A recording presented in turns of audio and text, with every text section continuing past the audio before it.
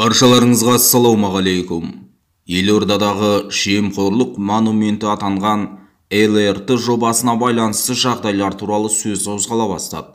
10 жылға сотталған жолаушылар көлігі және автомобиль жолдары басқармасының бұрынғы басшысы Рашид Аманжоловтың адвокаты Сәуле Ахатованың айтуынша, істің мән-жайын анықтау мақсатында апелляциялық сотқа президенттің көмекшісі, қауіпсіздік кеңесінің хатшысы Әсет Исекешев, Алматының әкімі Бақытжан Сағынтаев, ұлттық банк төрағасы Ерболат Досаев пен Қазақстанның Ресейдегі бұрынғы елшісі Иманғали Тасмағамбетовті шақыру қажет деп отыр.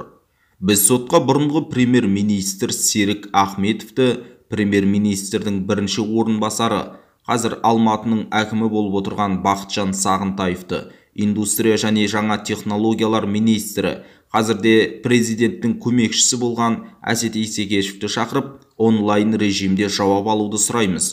Оларға өздері қол қойған құжаттарды да көрсету керек.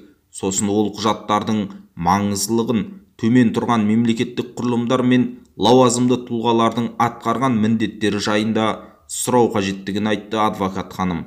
Сондай-ақ оның айтуынша, ЛРТ құрылысы бойынша шешім қабылдаған адамдар осы жобаның мемлекет үшін несімен тиімді болғанын түсіндіріп беруге тиіс. Неге тиімсіз болғанына қарамастан үкімет құрылысты толығымен тоқтатқан жоқ? Неге жобаның құнын арттыра отырып бюджет қаржысын салуды жалғастыра берген дейді адвокат өз сөзінде.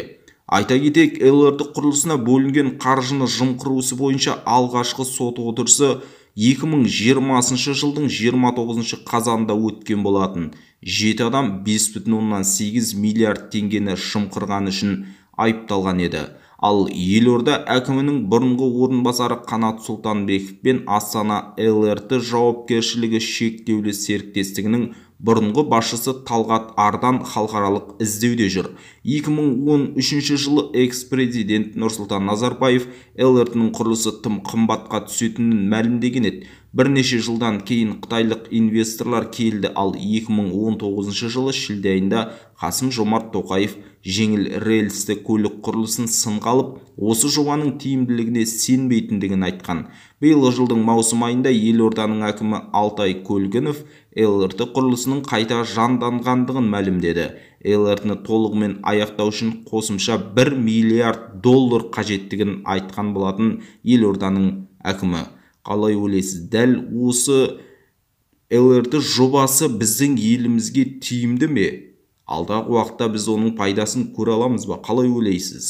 Жемқорлық монументі туралы сіздің пікіріңіз қандай? Төмендегі комментарийге пікір қалдырыңыз, каналға жазылып, қолдау білдіруді ұмытпаңыз.